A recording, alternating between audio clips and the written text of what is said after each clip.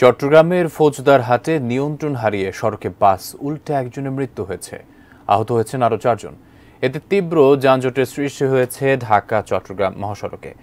সেখানে আছেন প্রতিনিধি মনিরুল ইসলাম পারভেজ। বিস্তারিত জানতে যুক্ত হচ্ছি তার সঙ্গে। পারভেজ, আপনার কাছ থেকে জানতে চাচ্ছি, এই যে সৃষ্ট ঘটনাটির মূল কারণ কি এবং যানজট বর্তমানে কেমন দেখছেন, জানাবেন বিস্তারিত। প্রথমে আপনি যেমনটি বলছিলেন, গাড়িটি নিয়ন্ত্রণ হারিয়েছে। তবে আমরা এখন যে জায়গায় রয়েছি, এই গাড়িটি এই চট্টগ্রাম থেকে ফেনীর দিকে যাচ্ছিল।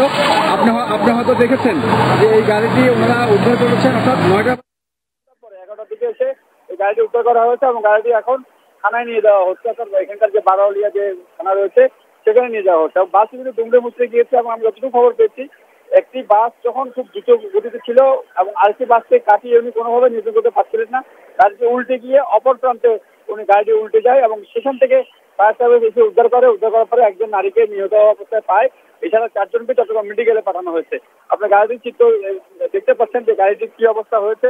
অর্থাৎ এর আগে স্থানীয়রা এসে এই উদ্ধার অভিযানে কিন্তু যোগ দেয়।